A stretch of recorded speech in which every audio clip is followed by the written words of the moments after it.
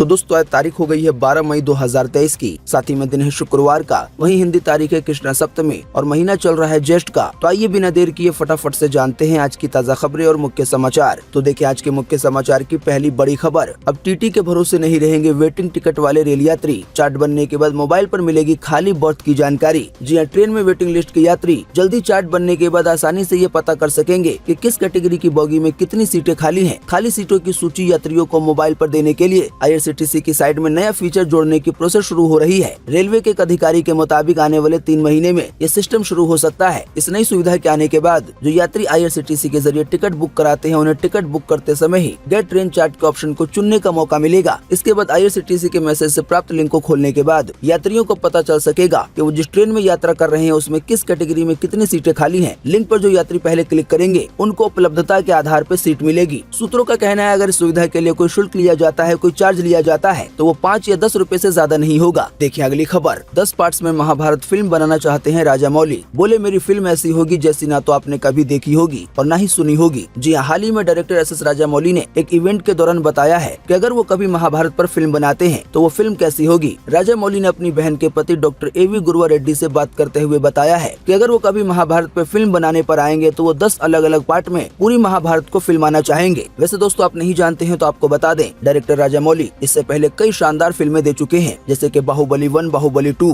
और RRR movie. देखिए अगली खबर, अब दिल्ली सरकार की सलाह पे काम करेंगे LG। सुप्रीम कोर्ट ने कहा अफसरों पे सरकार का कंट्रोल ना हो तो वो जिम्मेदार नहीं रहेंगे। जी हाँ, देश के सबसे बड़े कोर्ट यानी कि सुप्रीम कोर्ट ने बीते गुरुवार को फैसला दिया है कि दिल्ली में सरकारी अफसरों पर चुनी हुई सरकार का ही कंट्रोल रहेगा। 5 जजों की संविधान पीठ ने यानी कि 5 जजों ने एक साथ कहा है पब्लिक ऑर्डर, पुलिस और जमीन को छोड़कर उपराज्यपाल यानी कि LG बाकी सभी मामलों में दिल्ली सरकार की सलाह और सहयोग से ही काम करेंगे। बात यह है कि दिल्ली में विधानसभा और सरकार का कामकाज तय करने के लिए राष्ट्रीय राजधानी क्षेत्र दिल्ली सरकार अधिनियम 1991 है। हालांकि केंद्र सरकार ने 2021 में इसमें बदलाव कर दिया था। इस कानून में बदलाव करने के बाद केंद्र की ओर से ये कहा गया था कि विधानसभा के बनाए गए किसी भी कानून में सरकार का मतलब उपराज्यपाल होगा यानी कि LG। जो नया कानून दिल्ली को लेकर बनाया गया था उसमें ये भी कहा गया था कि दिल्ली सरकार किसी भी फैसले में LG की राय जरूर लेगी। हालांकि देश के सबसे बड़े कोर्ट ने इन सभी बातों को रद्द करते हुए अपना फैसला सुनाया है। सुप्रीम कोर्ट ने कहा है पुलिस, कानून व्यवस्था और प्रॉपर्टी को छोड़कर दिल्ली में प्रशासन पे कंट्रोल चुनी हुई सरकार का ही होना चाहिए। साथ ही में कोर्ट ने ये भी कहा है कि दिल्ली के मामलों में केंद्र सरकार का इतना दखल ना हो कि कंट्रोल उसी के हाथ में चला जाए। साथ ही कोर्ट ने ये भी कहा कि दिल्ली भले ही पूर्ण राज्य ना हो लेकिन इसके पास कानून बनाने का अधिकार है। तो कोर्ट की तरफ से अपने हक में इतना बड़ा फैसला आने के बाद केजरीवाल खुश हो गए हैं।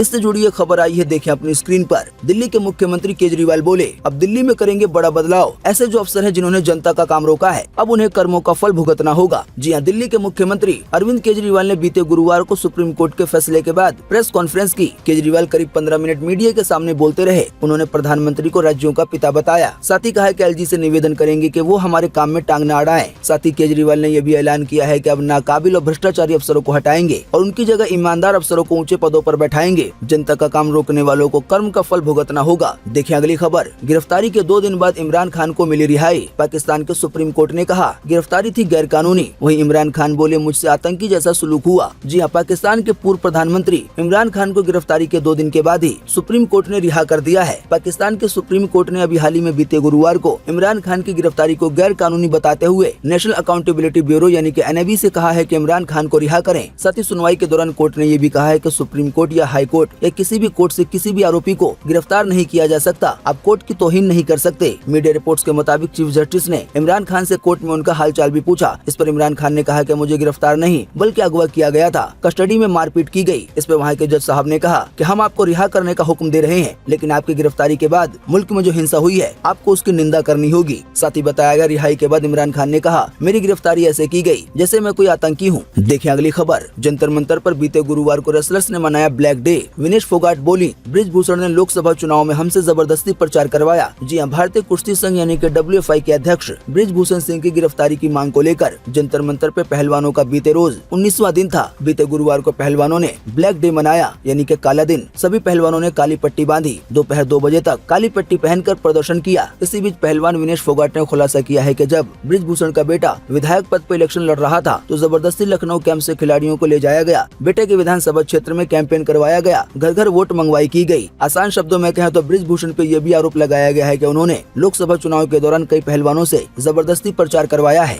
देखिए अगली खबर, यूपी में रोती दिखी नगर निकाय चुनाव प्रत्याशी, समाजवादी पार्टी बोली बीजेपी के गुंडों ने की है अभद्रता। जी हां, उत्तर प्रदेश में नगर निकाय चुनाव के दूसरे चरण के मतदान के बीच बुलंदशहर नगर पालिका परिषद अध्यक्ष पद की सपा प्रत्याशी अर्चना पांडे के रोने का वीडियो सामने आया है। समाजवादी पार्टी ने इसके बारे में ट्वीट करके बताया है कि महिला प्रत्याशी अर्चना पांडे से बीजेपी के गुंडों ने अभद्रता की है। पार्टी ने कहा है कि राज्य चुनाव आयोग और पुलिस इस मामले में संज्ञान ले। देखिए अगली खबर, भारत पे से 81 करोड़ की धोखाधड़ी के आरोप में अश्नीर व उनके परिवार पर दर्ज हुई है एफआईआर। जी हां, दिसंबर 2022 में भारत पे द्वारा दर्ज एक आपराधिक शिकायत के आधार पर दिल्ली पुलिस की आर्थिक अपराध शाखा ने अश्नीर ग्रोवर और उनकी पत्नी माधुरी जैन व परिवार के अन्य सदस्यों पर एफआईआर दर्ज की गई है। कंपनी के पूर्व एमडी अश्नीर ग्रोवर पर भारत पे ने 81 करोड़ 28 लाख रुपए के धोखाधड़ी का आरोप लगाया है। नामजद लोगों पर 420 समेत 8 तरह की धाराएं लगाई गई हैं। देखिए अगली खबर, जातिगत जनगणना पे पटना हाईकोर्ट के फैसले के खिलाफ सुप्रीम कोर्ट पहुंची बिहार सरकार। जी हां, बिहार सरकार ने राज्य में जाति आधारित जनगणना पर अंतरिम रोक लगाने के पटना उच्च न्यायालय के आदेश को चुनौती देते हुए उच्चतम न्यायालय यानी कि सुप्रीम कोर्ट का रुख किया है। इससे पहले पटना उच्च न्यायालय ने बीते मंगलवार को बिहार सरकार द्वारा दायर उस याचिका को खारिज कर दिया था, जिसमें राज्य में जाति जनगणना और आर्थिक सर्वेक्षण को चुनौती देने वाली रिट याचिकाओं पर सुनवाई जल्द से जल्द करने की मांग की गई थी। इसी की वजह से बिहार सरकार ने सुप्रीम कोर्ट का रुख किया है ताकि बिहार में जातिगत जनगणना पूरी हो सके। देखिए अगली खबर, रेलवे में अग्निवीरों को अब मिलेगा आरक्षण, उम्र सीमा और फिटनेस टेस्ट में मिलेगी राहत। जी हां, रेलवे ने अपने विभिन्न विभागों के तहत सीधी भर्ती में अग्निवीरों को गैर राजपत्रित पदों पर 15% आरक्षण प्रदान करेगा। अग्निवीरों को आयु और फिटनेस परीक्षण में छूट दी जाएगी। आरपीएफ में भी अग्निवीरों के लिए आरक्षण की नीति तैयार की जा रही है। रेलवे की ओर से अग्निवीरों को लेवल 1 में 10% और उससे नीचे के गैर राजपत्रित पदों में 5% का आरक्षण दिया जाएगा। दोस्तों, आप नहीं जानते हैं तो आपको बता दें, अग्निवीर वही होंगे जो 4 साल के लिए फौज में जाएंगे। तो वैसे ही अग्निवीरों को लेकर ये कोशिश की जा रही है कि 4 साल के बाद इन्हें आसानी से दूसरी नौकरी मिल जाए। तो इसी कड़ी में रेलवे की ओर से आरक्षण का ऐलान किया गया है। देखिए अगली खबर, भारत सरकार व्हाट्सएप को भेजेगी नोटिस, इंटरनेशनल स्पैम कॉल और मैसेज से परेशान है यूजर्स। I4C जारी कर चुका है अलर्ट। जी हां, इंटरनेशनल स्पैम कॉल मामले में इलेक्ट्रॉनिक्स और सूचना प्रौद्योगिकी मंत्रालय व्हाट्सएप को जल्दी नोटिस भेजेगा। दरअसल बात यह है कि पिछले कुछ दिनों से व्हाट्सएप यूजर्स को +254, +84, +63, +21, +62 जैसे इंटरनेशनल नंबरों से स्पैम कॉल और मैसेज आ रहे हैं। ये स्पैम कॉल ज्यादातर अफ्रीकी और दक्षिण पूर्व एशियाई देशों से आ रहे हैं। तो अब इसी कड़ी में व्हाट्सएप कंपनी को भारत सरकार द्वारा नोटिस भेजा जाएगा। बाकी आम जनता को भी अलर्ट रहने के लिए कहा गया है। दोस्तों, कोई भी ऐसा नंबर है जिसके आगे +91 छोड़ के दूसरा कोड है तो वो दूसरे देश का नंबर है। ऐसे नंबरों से आपको सावधान रहने की जरूरत है, खास करके उन नंबरों से जिनके बारे में आप कुछ भी नहीं जानते। तो ऐसे नंबरों का न तो कॉल उठाएं और न ही मैसेज का रिप्लाई करें। साथ ही इन नंबरों द्वारा अगर आपको कोई लिंक वगैरह भेजा जाता है तो उस पर भूल कर भी क्लिक न करें, वरना आपके साथ बड़ी धोखाधड़ी हो सकती है। देखिए अगली खबर, रोशन भाभी ने असित मोदी पर लगाया सेक्सुअल हैरेसमेंट का आरोप। बोली कमरे में बुलाते थे और होठों की तारीफ करते थे,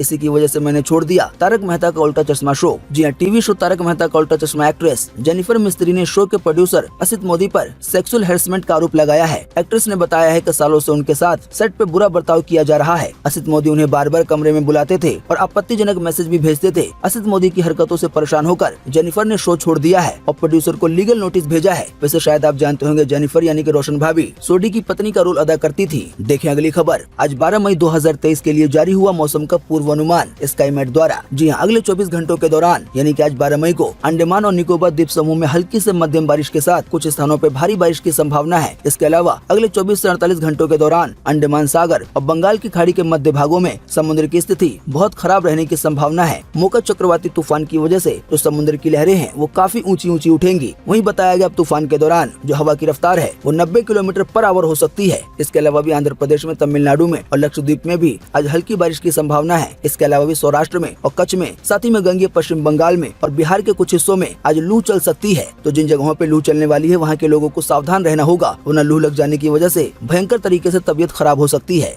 देखिए अगली खबर, गूगल मैप में जल्द आएगा इमर्सिव व्यू फीचर। घर बैठे दिखेगा दुनिया के ट्रैफिक का नजारा, रियल टाइम मौसम की जानकारी भी मिल सकेगी। बताया गया यूजर कहीं भी जाने से पहले उस जगह का लाइव व्यू देख पाएंगे जहां वो जाने वाले हैं, चाहे वो जगह दुनिया के किसी भी हिस्से में हो। हालांकि आपको बता दें, इन फीचर को सभी देशों के लिए धीरे धीरे रिलीज किया जाएगा। देखें गूगल को लेकर एक और खबर, चैट जीपीटी का कॉम्पिटिटर बार्ड 180+ देशों में हुआ लॉन्च। हिंदी सहित 40 भाषाओं को सपोर्ट करेगा। अब आप गूगल के AI टूल बार्ड के जरिए अपने आइडिया को तस्वीरों में बदल सकेंगे। देखिए अगली खबर, सेम सेक्स मैरिज मैरिज पर सुप्रीम कोर्ट ने अपना फैसला सुरक्षित रखा। संविधान पीठ ने कहा मुद्दा स्पेशल मैरिज एक्ट तक सीमित रहेगा, पर्सनल लॉ को नहीं छुएंगे। जी हां, सेम सेक्स मैरिज को मान्यता देने वाली 20 याचिकाओं पर देश के सबसे बड़े कोर्ट यानी कि सुप्रीम कोर्ट ने अभी हाल ही में बीते गुरुवार को अपना फैसला सुरक्षित रख लिया है। इस केस में सुप्रीम कोर्ट ने लगातार 10 दिन सुनवाई की है। 10 दिनों में 40 वकीलों ने अपनी अपनी दलीलें पेश की हैं। आसान शब्दों में कहें तो अभी देश के सबसे बड़े कोर्ट यानी कि सुप्रीम कोर्ट में ये मुद्दा चल रहा है और इसको लेकर कई याचिकाएं डाली गई हैं कि जो सेम सेक्स मैरिज है उसको भी मान्यता दी जाए, यानी कि जो लड़की से लड़की की शादी होती है या फिर जो लड़के से लड़के की शादी होती है। तो 10 दिन की सुनवाई करने के बाद जल्दी देश का सबसे बड़ा कोर्ट इस पर फैसला सुनाएगा, किस तरह की शादियों को मान्यता दी जानी चाहिए या नहीं। अब दोस्तों कोर्ट का फैसला जब आएगा तब आएगा, लेकिन अभी आप इसी वीडियो के नीचे कमेंट बॉक्स में कमेंट करके बताएं किस तरह की शादियों को मान्यता मिलनी चाहिए या नहीं। वैसे आपको बता दें अक्सर बड़े बड़े एक्सपर्ट्स इसके खिलाफ हैं। बाकी आप अपनी राय को इसी वीडियो के नीचे कमेंट बॉक्स में लिखना ना भूलें। हम बढ़ते हैं अगली खबर की तरफ। टाइम मैगजीन के कवर पे देखिए दीपिका पादुकोण। ऐसा करने वाली छठी इंडियन सेलिब्रिटी बनी है दीपिका। सबसे पहले परवीन बॉबी को मिली थी ये जगह। आपको बता दें टाइम मैगजीन के कवर पे जगह मिलने को काफी बड़ा माना जाता है। देखें अगली खबर। दिल्ली मेट्रो में किस करते हुए कपल का वीडियो हुआ वायरल। अब इस पे डीएमआरसी ने यात्रियों से की है अपील कि मेट्रो ट्रेन में ऐसी अश्लीलता न फैलाएं। देखें अगली खबर। फिल्मों में केवल लीड रोल निभाएंगे नवाजुद्दीन सिद्दीकी। बोले भले ही खुद के पैसे लगाने पड़े, लेकिन अब वो फिल्मों में कोई छोटा मोटा रोल नहीं करेंगे। देखें अगली खबर। फेक करेंसी केस में एनआईए ने 6 जगह की छापेमारी। बताया गया नेशनल इन्वेस्टिगेशन एजेंसी यानी कि एनआईए ने फेक करेंसी मामले में यानी नकली नोटों के मामलों में अभी हाल ही में बीते बुधवार को मुंबई और ठाणे में 6 जगह छापेमारी की। छापेमारी में एजेंसी ने कई हथियार और जाली नोट बनाने वाली मशीनें बरामद की हैं। एजेंसी का दावा है कि फेक करेंसी का कारोबार अंडरवर्ल्ड डॉन दाऊद इब्राहिम पाकिस्तान में बैठकर डी कंपनी के जरिए चला रहा है। देखें अगली खबर। मनीष सिसोदिया पत्नी को जेल से वीडियो कॉल कर सकेंगे। याचिका में कहा था पत्नी बीमार है, आने वाले दिनों में जल्द ही मनीष सिसोदिया की जमानत पर आएगा फैसला। हालांकि तब तक वो अपनी बीमार पत्नी से जेल में रहते हुए वीडियो कॉल पे बात कर सकेंगे। देखें अगली खबर। सोना हुआ सस्ता, आइए बताएं दोनों के भाव। जी हां, सोने के दाम में 330 रुपए की गिरावट दर्ज की गई है। इस गिरावट के बाद अब 10 ग्राम 24 कैरेट सोने की कीमत 61,370 रुपए है। वहीं अगर बात की जाए चांदी की तो चांदी के दामों में 1650 रुपए की गिरावट दर्ज की गई है। इस गिरावट के बाद अब 1 किलो चांदी की कीमत 77,800 रुपए है। देखें अगली खबर। ट्विटर ने मैसेज के लिए पेश किया खास फीचर। एलन मस्क ने कहा इस्तेमाल करें लेकिन भरोसा न करें। आसान शब्दों में कहें तो ट्विटर की ओर से जो मैसेज यानी कि चैट करने का जो फीचर दिया गया है उसके बारे में एलन मस्क ने कहा है कि बात करें लेकिन चैट के दौरान बहुत ज्यादा पर्सनल बातें ना करें। आसान शब्दों में कहें तो चैट सिस्टम पर वैसे भरोसा ना करें कि इससे कभी कुछ बाहर जाएगा ही नहीं। देखिए अगली खबर। प्योर ईवी की ई प्लूटो 7G प्रो भारत में हुई लॉन्च। सिंगल चार्ज में 150 किलोमीटर चलेगा ये स्कूटर। कीमत है 95,000 रुपए के आसपास। देखें अगली खबर। नोकिया का सस्ता स्मार्टफोन भारत में हुआ लॉन्च, जो है नोकिया C22। इसमें आपको मिलेगी 6.5 इंच की डिस्प्ले। हालांकि कीमत है केवल 7,999 रुपए। देखें अगली खबर। कर्नाटक चुनाव को लेकर चाहे वो कांग्रेस पार्टी हो या बीजेपी पार्टी, दोनों ही पार्टियों ने जनता के लिए बहुत लुभावने और बड़े बड़े ऐलान कर रखे हैं। बीजेपी पार्टी ने कहा है कि बीपीएल परिवार को हर महीने 5 किलो चावल और मोटा अनाज दिया जाएगा। वहीं बीपीएल परिवार को सालाना 3 रसोई गैस सिलेंडर बिल्कुल फ्री में दिया जाएगा। इतना ही नहीं, बीपीएल परिवारों को रोजाना आधा लीटर नंदनी दूध बिल्कुल फ्री में दिया जाएगा। वहीं बीजेपी पार्टी ने ये भी कहा है कि किसानों को बीज के लिए 10,000 रुपए का सहयोग दिया जाएगा। आपको बता दें इसी तरह के ऐलान कांग्रेस पार्टी ने भी किए हैं। कांग्रेस पार्टी ने कहा है कि बीपीएल परिवार के सभी सदस्य को हर महीने 10 किलो चावल दिया जाएगा, यानी कि बीजेपी से डबल। वहीं किसानों के लिए दूध सब्सिडी को 5 रुपए से बढ़ाकर 7 रुपए प्रति लीटर कर दिया जाएगा। वहीं 200 यूनिट तक बिजली घरों में इस्तेमाल करने के लिए बिल्कुल फ्री दी जाएगी। वहीं कांग्रेस पार्टी ने यह भी वादा किया है कि सरकारी बसों में महिलाएं फ्री में यात्रा कर सकेंगी। वहीं परिवार की एक महिला को 2,000 रुपए हर महीने दिया जाएगा। दोस्तों, इतने बड़े बड़े वादों को सुनने के बाद एक बात मन में आती है कि अभी इन दोनों पार्टियों की सरकार जिन जिन राज्य में है, तो क्या वहाँ पे इस तरह की सुविधाएं मिल रही हैं, और नहीं मिल रही है तो ऐसा क्यों? इस मामले पे अगर आप कुछ कहना चाहते हैं तो आप अपनी बात को इसी वीडियो के नीचे कमेंट बॉक्स में लिख सकते हैं। तो दोस्तों, उम्मीद करते हैं कि आज की इस वीडियो से आपको काफी कुछ जानकारी मिली होगी। हम बस इसके बदले में आपसे इतना ही चाहते हैं कि आप इस वीडियो को लाइक कर दें और शेयर कर दें, क्योंकि आपका लाइक और शेयर करना ही होता है हमारी मेहनत का फल। वीडियो देखने के लिए आपका बहुत बहुत धन्यवाद। Thanks for watching.